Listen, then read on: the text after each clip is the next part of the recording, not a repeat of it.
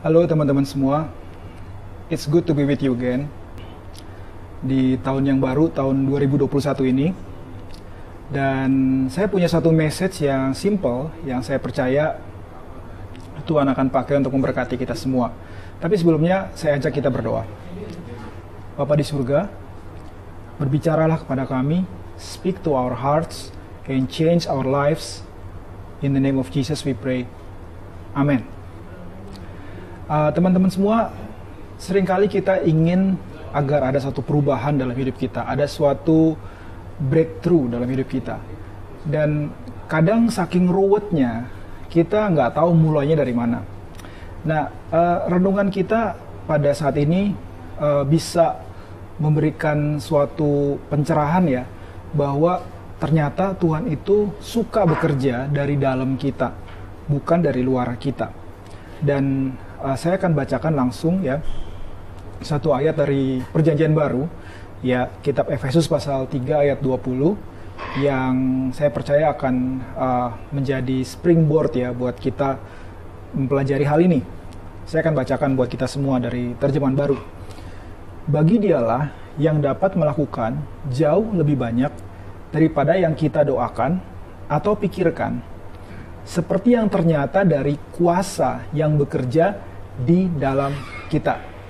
Nah, ada satu terjemahan lainnya dari Amplified Classic ya. Saya akan bacakan buat kita semua. Bunyinya begini. Now to him who by in consequence of the action of his power that is at work within us is able to carry out his purpose and do superabundantly far over and above all that we dare ask or think, infinitely beyond our highest prayers, desires, thoughts, hopes, or dreams. Nah, saya akan coba terjemahkan secara bebas ya. Terjemahan bebasnya begini. Saat ini bagi Dia yang karena konsekuensi dari tindakan kuasanya yang bekerja di dalam kita, yang mampu melakukan tujuannya dan mengerjakan secara super melimpah, jauh lebih dan di atas dari segala yang kita berani minta atau pikirkan, secara tidak terbatas, melebihi doa-doa, hasrat, pikiran-pikiran, harapan-harapan, atau mimpi kita yang tertinggi. Nah, teman-teman, coba kita renungkan ini ya. Dia sanggup memberikan lebih dari yang kita minta, ya, pikirkan, bahkan dari harapan-harapan kita, hasrat kita, maupun mimpi kita yang tertinggi. Nah, apa mimpi kita yang tertinggi? Dia sanggup memberikan jauh lebih daripada itu. Saya tidak tahu, mungkin mimpi kita yang tertinggi itu berbeda-beda ya. Ada yang misalnya ingin sekolah, ya, atau ingin sekolah lagi setelah sekian lama, atau ingin membahagiakan keluarga, atau untuk menemukan suatu kebahagiaan, ya, atau ingin menjadi berkat bagi banyak orang. Saya nggak tahu, mimpi kita mungkin berbeda-beda ya. Tapi ada kuasa yang bekerja di dalam kita yang membuat kita bisa mengalami ya super abundantly, ya, kuasanya itu memberikan lebih daripada apa yang kita minta atau doakan. Nah, karena kuasa ini bekerja di dalam kita, karena itu kita perlu belajar untuk memindahkan fokus kita atau orientasinya kita nih ya. Kalau dulu, kalau yang biasanya mungkin ya fokus kita itu adalah yang di luar ya. Kita ingin semua perubahan, semua breakthrough itu terjadinya di luar. Ya, misalnya kita mau situasi kita berubah. Kita mau misalnya kondisi kita berubah. Kita mau pemerintah kita berubah. Kita mau misalnya teman-teman kita berubah. Ya, kalau dia berubah, saya juga berubah. Kalau dia nggak berubah, saya juga nggak berubah. Ya, kita mau misalnya mungkin yang di dalam keluarga kita ya sekarang ya. Kita mau suami kita berubah, istri kita berubah. Kita mau anak-anak kita berubah. Ya, kita mau misalnya orang tua kita, mertua kita berubah. Nenek kita berubah. Kalau perlu nenek moyang kita berubah. Kalau emang bisa ya. Dan seringkali kita menuntut ya, kita protes untuk semua yang di luar itu berubah, ya. Padahal kuasanya yang powerful itu, ya kuasanya yang luar biasa itu bekerjanya di mana? Bukan di luar, tapi di dalam kita terlebih dahulu. Ya teman-teman semua, dan ini menarik ya, kata kuasa di sini dari kata aslinya bahasa Yunani ya, yaitu dunamis. Dunamis ini adalah kuasa Roh Kudus ya, yang kalau kita terjemahkan ke bahasa Inggris, ya itu adalah miracle working power of God, kuasa Tuhan yang membuat mujizat. Nah, di sini menariknya begini, kita selalu mengasosiasikan kata mujizat itu untuk misalnya hal-hal yang spektakuler seperti orang sakit sembuh, orang mati dibangkitkan dan sebagainya ya. Tapi mujizat itu, kuasa yang membuat mujizat itu justru dikerjakan pertama kali justru di dalam kita. Di dalam kita. Pasti ada sesuatu yang menarik di dalam kita terlebih dahulu sehingga kuasa itu bukan bekerja untuk hal-hal yang ada di luar kita. Dan kata dunamis ini itu juga adalah akar kata dari dynamite atau dinamit ya. Kita tahu bahwa dinamit itu punya daya ledak ya. Orang-orang zaman dulu kalau mau bikin jalan ya, untuk membuat satu gunung itu bisa rata ya, itu mereka ledakkan dengan dinamit. Jadi kalau ada kata dunamis ya, kuasa dunamis itu bekerja di dalam kita ya, itu berarti sama dengan kuasa yang punya daya ledak itu dikerjakan di dalam kita ya. Jadi bukan di luar kita terlebih dahulu. Dan kalau kuasa yang punya daya ledak ini ditaruh dalam kita, itu berarti kan pasti ada yang ingin diledakkan dalam tanda kutip, betul ya? Mungkin ada suatu kebiasaan yang sudah menahun, yang mungkin membuat kita terperangkap di dalamnya, ya. Mungkin ada suatu cara berpikir yang seperti benteng, ya, yang perlu diruntuhkan dan sebagainya. Dan kuasa yang punya daya ledak itu sekarang ada di dalammu, teman-teman semua, ya. Dan kenapa sih harus mulai dari dalam, ya, teman-teman? Kenapa sih nggak dari luar, ya? Nggak dari luar aja, ya? Karena manusia kan biasanya selalu mirroring, ya, cuma merefleksikan apa yang di luar. Dan kita ini, kalau kita selalu merefleksikan apa yang di luar, kita akan selalu menjadi orang yang dijajah oleh situasi, orang yang menjadi hidup di bawah tirani dari situasi, ya teman-teman. Orang-orang yang diatur, dikendalikan dari luar. Artinya begini, kalau semuanya baik, ya kita juga baik, ya. Kalau semuanya menyenangkan sesuai dengan keinginan kita, kita juga senang atau happy, bahagia. Namun rencana Tuhan tuh nggak seperti itu, ya. Saya akan bacakan satu ayat nih buat kita di Ibrani 11 ayat 3. Bunyinya begini. Karena iman kita mengerti. Pause dulu ya. Rupanya untuk mengerti aja kita butuh namanya iman. Saya lanjut. Bahwa alam semesta telah dijadikan oleh firman Allah, sehingga apa yang kita lihat telah terjadi dari apa yang tidak dapat kita lihat. Saya ulang bagian terakhir ya. Apa yang kita lihat, yaitu hal yang visible, ya, itu dijadikan atau telah terjadi dari apa yang invisible atau apa yang tidak bisa kita lihat. Nah teman-teman, kita jangan meremehkan apa yang nggak bisa kita lihat. Justru yang menentukan itu yang ada di sana. Ya, itulah sebabnya saya percaya Tuhan mulai dengan apa yang ada di dalam kita terlebih dahulu, teman-teman. Dan ini sebenarnya logis ya, karena ada banyak hal yang penting di dalam hidup ini. Itu sebenarnya mulainya dari dalam. Seperti misalnya saya sebut joy, sukacita, ya, peace, damai sejahtera. Joy, peace, happiness itu adalah inside job atau sesuatu yang dikerjakan dari dalam lebih dulu, ya. Kalau misalnya kita baru merasakan joy atau peace karena semuanya baik-baik aja, ya, itu nggak perlu kuasa Tuhan, nggak perlu miracle working power of God, nggak perlu kuasa Roh Kudus, ya. Kita nggak perlu Tuhan malah kalau untuk seperti itu. Semua orang juga bisa, ya. Tapi ketika kita sedang mengalami suatu hal yang sangat berlawanan, tapi kita punya suatu damai yang supernatural, kita punya sukacita yang supernatural, yang out of this world, ya. Kita bisa tetap punya attitude yang baik di tengah hal-hal yang sangat tidak menyenangkan. Itu adalah hanya bisa terjadi karena kuasa yang bekerja di dalam. Karena joy and peace yang model seperti itu adalah inside job. Ya, happiness yang seperti itu juga adalah inside job. Ya, teman-teman semua.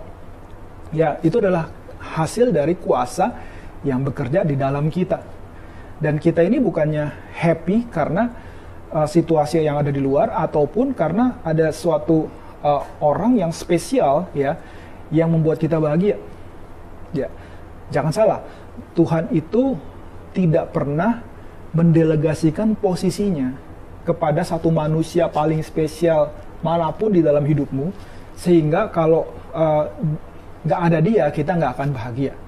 Teman-teman ya, kalau memang ada satu orang di mana kita menaruhkan happiness-nya kita itu di tangan orang itu konyol sekali, karena orang itu akan mengendalikan destiny-nya kita, karena dia punya kunci membuat kita bahagia atau nggak bahagia. Ya teman-teman, dan jujur aja ya, ada orang-orang yang seperti itu, dan saya juga merasakan pernah pada posisi seperti itu teman-teman ya. Dan ternyata Tuhan itu tidak pernah mendelegasikan posisinya. Dia itu tetap Tuhan ya, dia tetap sumber kita, dia adalah penebus kita ya, dia adalah everything dalam hidup kita. Dan caranya dia bekerja di dalam kita ya, dengan miracle working power-nya untuk membuat kita itu happy gitu. Dan happiness yang ada dalam hidup kita itu kita bisa bagikan kepada orang-orang yang lain. Ya teman-teman, apalagi yang adalah inside job? Ketaatan itu inside job ya. Ketidaktaatan atau tindakan kita untuk berbuat dosa itu adalah inside job. Maksudnya begini, teman-teman, taat ya, ketaatan yang karena desakan dari luar ya, itu bukan ketaatan yang biblical ya teman-teman. Ketaatan yang dari luar itu adalah paksaan, benar nggak?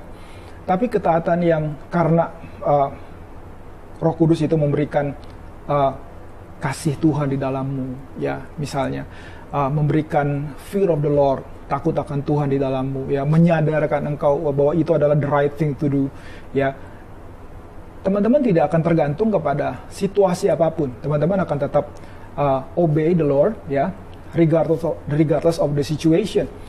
Demikian juga yang namanya sinning atau berbuat dosa. Walaupun saya tahu bahwa berbuat dosa itu bisa karena kita nggak tahu atau kita nggak sengaja ya. Tapi ada yang namanya dosa karena memang sudah dipikirkan sebelumnya. Ya, contohnya kayak ada istilah pembunuhan berencana ya, premeditated murder, pembunuhan ya yang terjadi karena memang sudah dipikirkan sebelumnya gitu loh.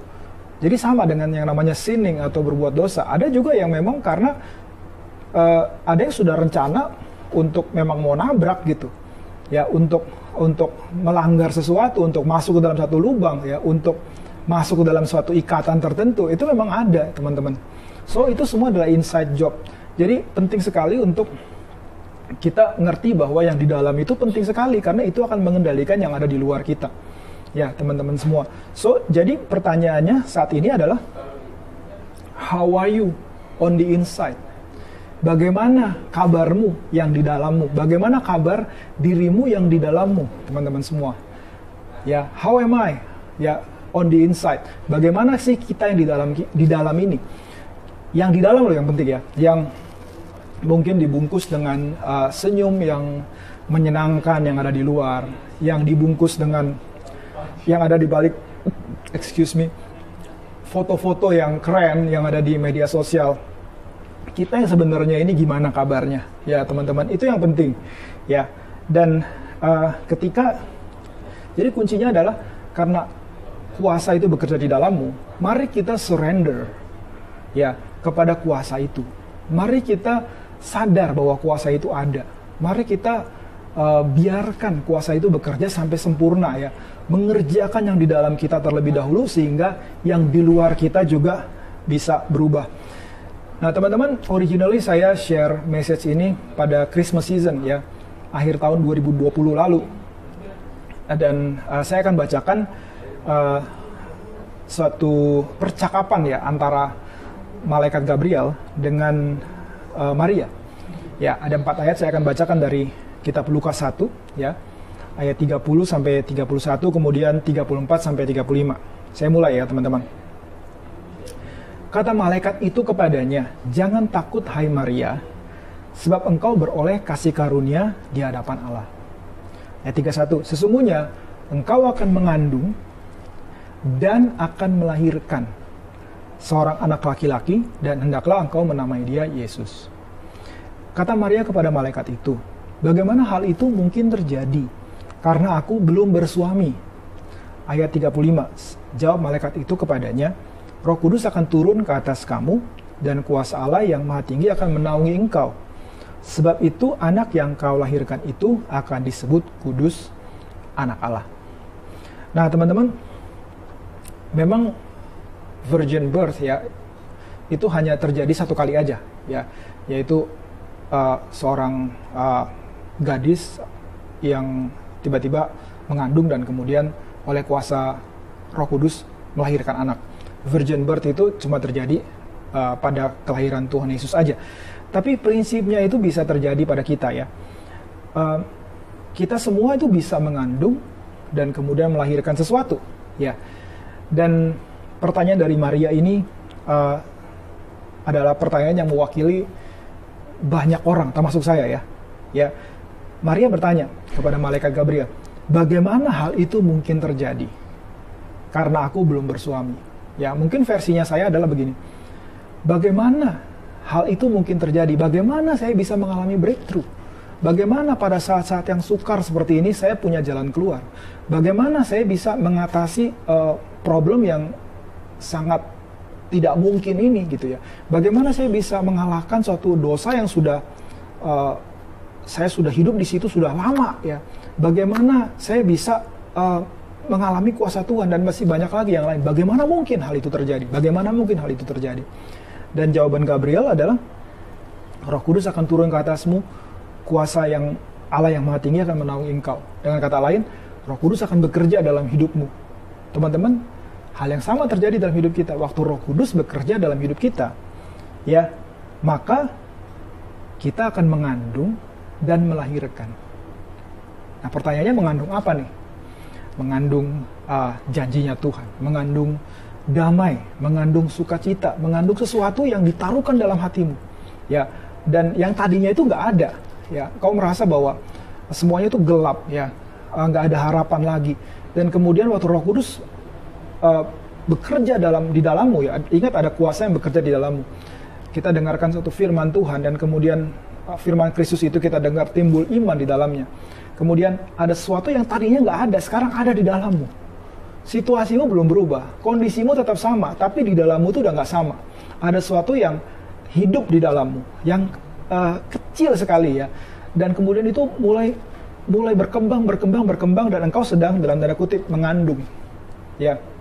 Dan pada satu proses tertentu, ya, setelah satu proses tertentu seperti in the natural, ya, seorang wanita itu mengandung 9 bulan 10 hari, kira-kira begitu ya. Kemudian dia melahirkan, ya dia tidak begini nih. Begitu sudah mau melahirkan, terus dia tiba-tiba kaget gitu kan. Wah, apa nih yang keluar dari saya gitu kan.